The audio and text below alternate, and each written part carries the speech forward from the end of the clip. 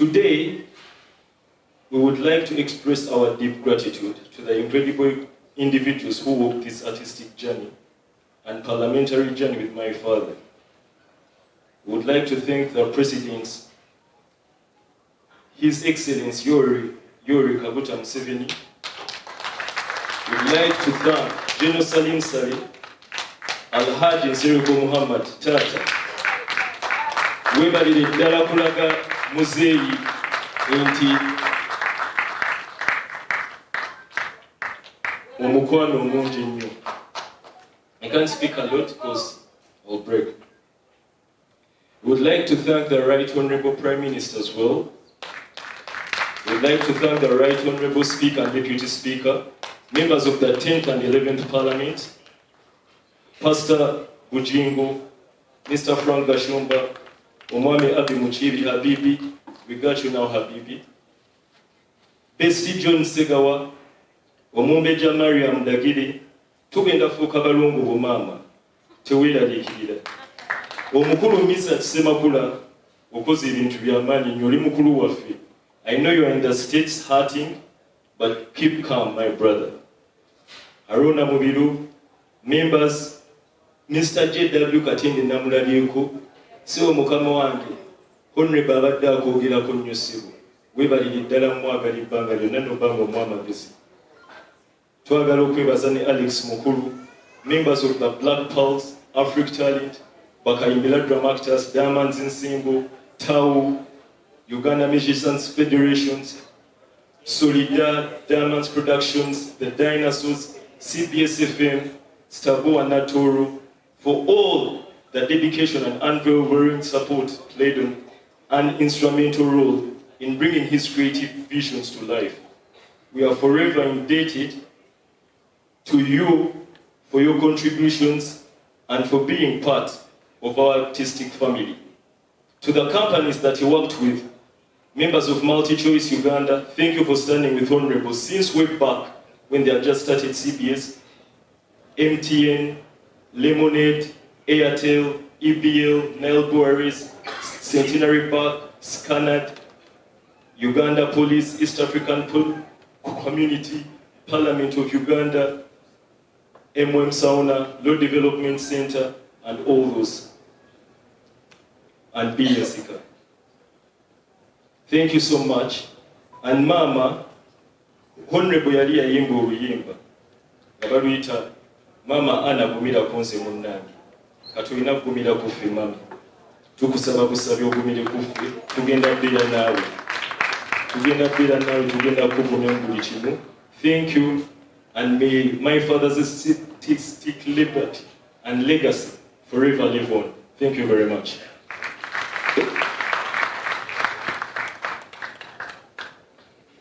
Muganda wanga yogedde, I think I told you now. So I'll just give a very short dedication.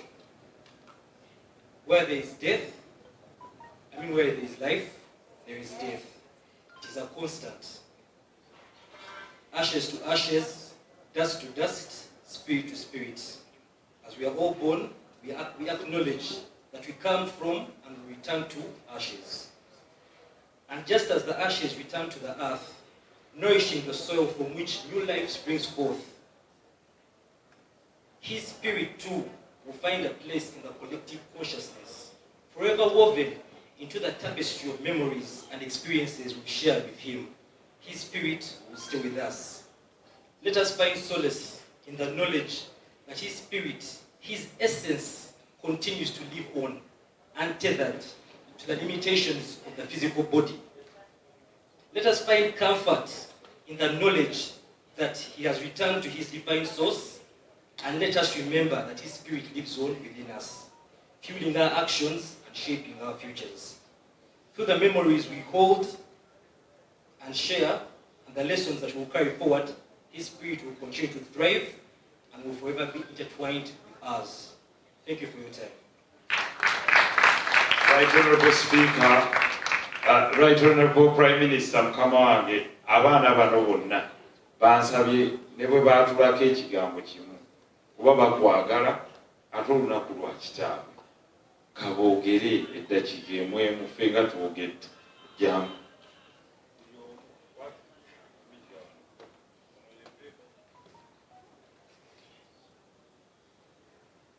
Good evening, everyone.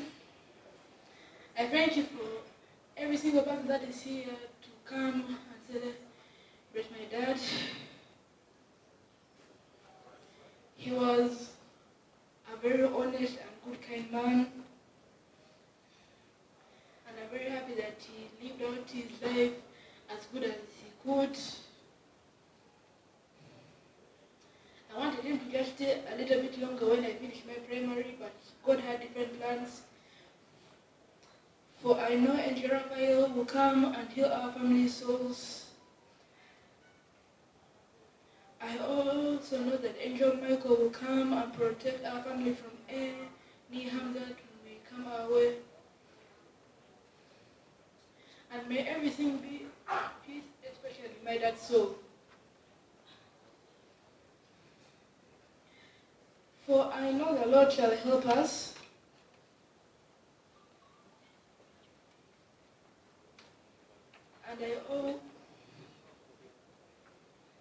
And I also want to continue out his legacy throughout our family generations. I want his legacy to live throughout generation after generation after generation after generation. It shall never end until the end of time. Not until one day comes. The legacy shall still be living. Thank you very much for your time. Engalo za kodi Julius ono Honorable Kato yakutukira mu ngalo zone. Please.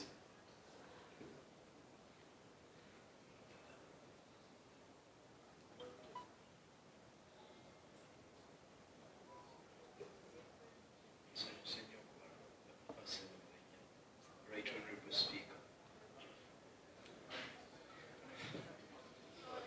Skip my mind. Nsanyusa okulaba Right Honorable Prime Minister. Ebyange si bingi. Ekisooka kuubwa ffenna bwe tubadde tumuyita. Tubadde tutambulira ku principle ya. Tubadde tutambulira ku principle eya definitely I'm not here to suffer. I'm here to enjoy life. Ffenna era n'abantu abalala eyo abazze bamulaba ye obulamu bwe abadde abulivinga to the fullest. Oba alina ssente oba talina, twava wano ne tugenda ettaka Honorable Siso yakimanyi ne Haji Nsereko nga tulina $5 million zokka. Naye twavaayo bingi. Mbeebaza mwenda naddala Alhaji Spring kwebaza na buli omu yenna. Nsaba ng'era kodi bwagambye kuba kyekirooto kyakuubwa legase ye kugenda mu maaso naddala eggwanga lino okubeera ne one stop center nga bw'olaba America bw'erina Hollywood, Uganda efune film city. Era yali ayagala nnyo gituuma maama we Naalongo because twali tugezaako nnyo efforts zonna ne zigaana. Uncle John onootusonyiwa twagezaako wadde Honorable yagezangako nnyo okubyekolera. Kino kyamuyinza kyali kinene because ayagala kukolera industry entertainment yonna, bayimbi, theaters, auditorium ezisinga wano obunene byonna mu film city. Eyo dream yali nene ky'oba olaba yareachinga out ewa Meja ndi wala no yamutuuse wafande sale kuba government yesobola okikola neyanza.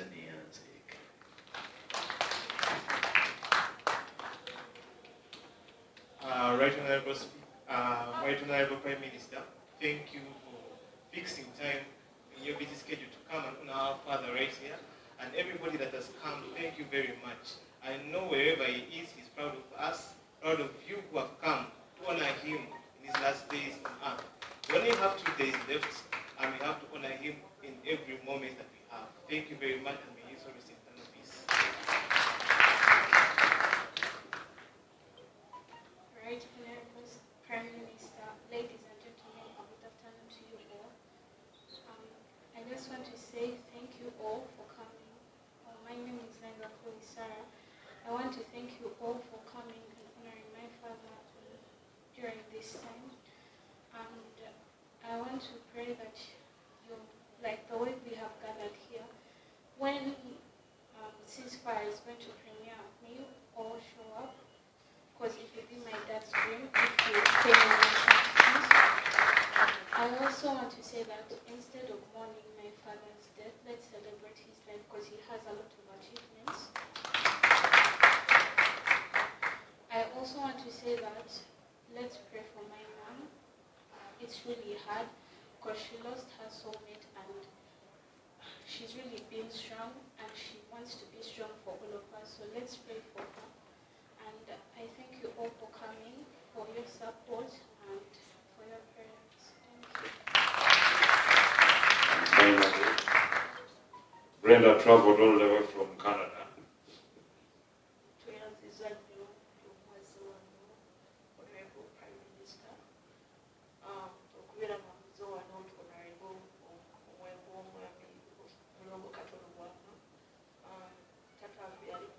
Twagala nnyo nga tasobola tujajinga. I don't think omuntu asobola ogamba kino oba yali awuliddeko mulomo ng'agamba oba Brenda akoze kino ate nga nali very naughty, yali ali very private nga tayagala ebintu bya family ye, oba okoze ekintu kibi nnyo tayagala kibeere waweeru. Kyenjagala okwogerako nti nno bwe nasemba okwogera ne mulongo nali mugambu sikusemba near that big conversation with this person okubeera nayo. I think it was like beginning of this year. Mulongo bali bangambye nti nno mulongo tamira ddagala mulungi amisinga ali mupatinga nga patinga ye tayagala kumanya. Mugalo wange yali agambye kati nagamba kuwa tayagala kumira ddagala kati nekubira essimu ne mugamba kuwa bikinga ngamba nze sagala kumanya ne mugamba kuwa but you need omutima wawe olina okukola ki okulabirira.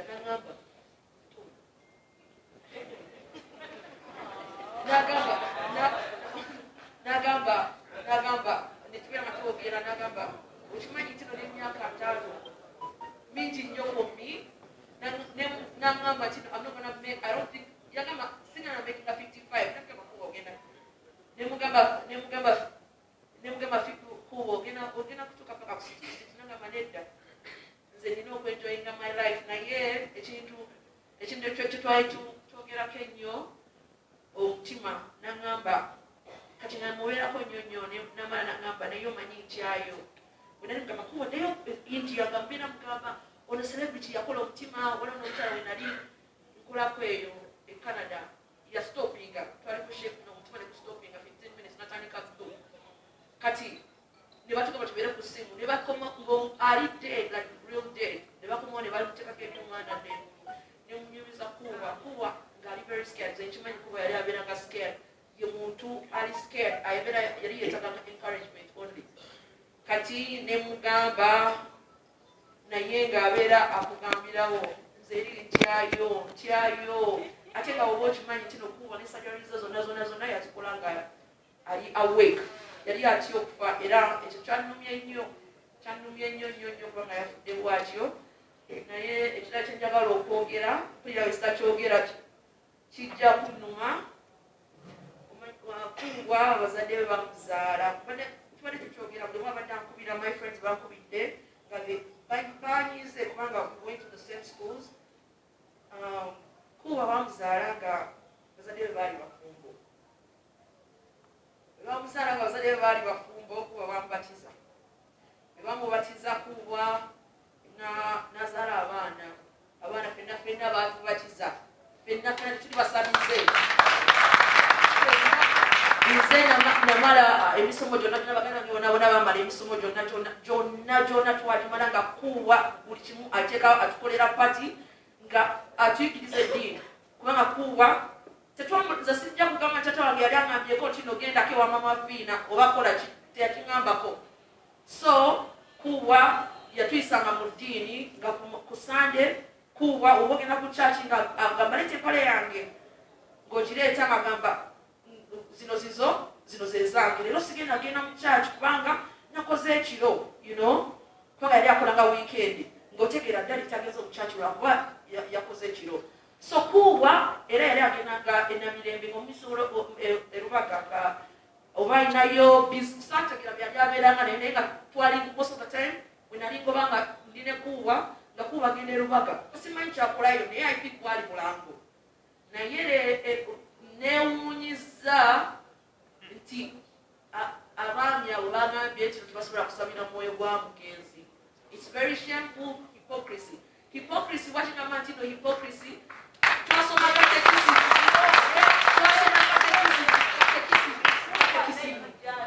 nga tukyalina emyaka 6-7 twasoma katekisimu nga bagamba omuntu waba agenda kufa wakiri kuna amazzi ogasabire mukitegeera ogasabire omale omubatize. You don't care oba omuntu abadde ayinasiina or what kuba wasn't asina.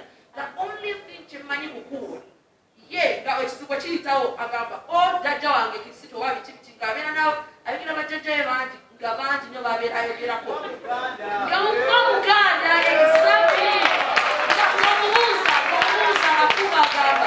ngakuba agamba nti omanyi oli Katonda aliswa naye akola naye wogera bano bajjajja bategeera bamanyi wendi naye okuwulira nti okubaaganya okusabira taata wange nga musabira emyoyo gye mutamanyi kulina okusabira Kato Lubwama olwokuba mugamba musabizeyo ani abeere manju waffe. None of these people tewali muntu yali abaddeko emmanju akunala Kato Lubwama ng'agenda oba Kato Lubwama agamba nadikiralinga nze ndimusabize.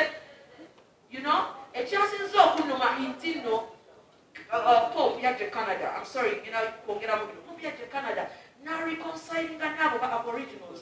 Omanyi nga bo agamba nti Abakatoliki mwa eresinga culture yaffe. Pope n'atekako n'ekyo ekintu naye mwe Abafirika mwe abaddugavu bannaffe you want us to be Simon Peter. Temwagala kurecognizinga abantu baffe. Kato Lubwama abadde ayagala culture, abadde ayagala kabaka we, ayagala okubeera ng'oyagala obuwanga bwe oyagala abantu bajjajjaabo. It doesn't make you evil. It doesn't make you evil.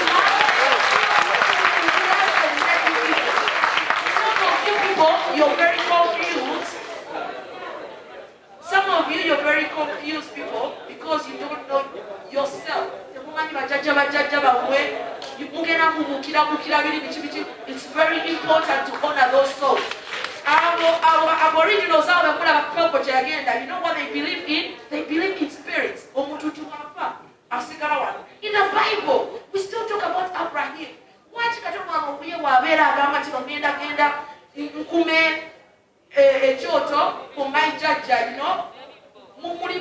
Why is it bad? We used to try to move what your prime name into? Why? It's God. Katonda enyinyi yakuletinga buno obuddu bwenkozesa, you know, nga kumaking of realizing until it's not bad. Naye njagala okwebaza buli muntu abadde mu buno obulamu bwa mwami Kato Lubwama, mwami Muhammad Sereko. I know the last time when mbadde nkimanyi nga bikaseera kuwa ngamba I'm going to go to the boys. Nga it's so funny. Nga mugamba naye who is that to you? Obaddewo mu bulamu bwa mwami Kato Lubwama for mental, you know, for his mental health. So what he has to kitegeera okujjako abali very close to him. That was very important. Omubeereddewo asuse nga ndagala kuba emikwano gye egimu tegikyalimu naye wamubeererawo tiwamujajinga. Ndagala kwebaza Mami Ann. You know, Mami Ann, she has seen it all. Abantu abamu tebamanyi Kato Lubwama. Kato Lubwama akola byayagala. Tayagala kumanya abantu ba Nuupu, please. Kato Lubwama ekyo kyeyakola, it's nothing. Omusonyiwe oba mwawulirawo kuba Kato Lubwama naffe yali abituguma abigamba abaana be nga nze he knew I was a progressive. I'm a progressive person. So ngamala okuma aba Nuupu ng'ajjanga agamba nyina bwongera bwakawulidde. So temunyiiga Kato Lubwama teyali muntu mubi, yali muntu mulungi. Era njagala okwebaza baganda bange. Kato Lubwama yatulaga love, really loved us. So tweyongera okuma erinnya lye mu maaso kubeera amata balungi. Senga wange nawagala, I don't even know. neyanziza nnyo okubeera ng'otwagala nnyo. Thank you so much.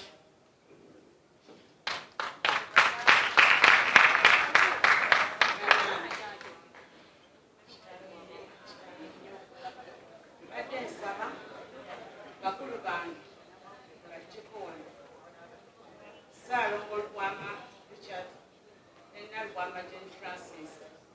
Eno family yalina abaana 12. Nze ne Kato Lubwama nga tusembayo okutu babiri era buli muntu abadde amanyi tuli babiri. Tetuli babiri, tuli bataano kati abasigaddewo. Sista waffe wali awo ne brother waffe wali, taata waffe mwanyinaffe bannange sirina byakwogera naye kanneebaze bannange mwenna abakungubazi mwenna bannange tweyanzeege byonna bye mukoze sijja kwatula sijja kumenya linnya bannange neebaza bwebaza nenyongera okwebaza ani webale twagala ani ayagala Kato naye ng'ate Kato aliko mwanyina ani webale kuba mukazi mungi webale kukkiriza kumpanga Kato buli we mwagalira kubanga buli kaseera ani abaddaala bannange bombi bajja bombi naye ani tusonyiwe tubadde kwagala tubadde tetusobola kwawukana bazadde baffe baatulemwa obwavu ne butukuba ne butulemwa obugaga ne butukuba ne butulemwa kati tubadde ku siteegi ya bulwadde ate abeera mulwadde n'agamba bannange ne naagala ate ali mu puresha yamukubye musooke mudduke mugende mulabe era nze mbadde mmanyi era nga Katonda amanyi alife yanze nina okufa neewuunyisa nnyo nga bampita ne bagamba nabagala gyange olaba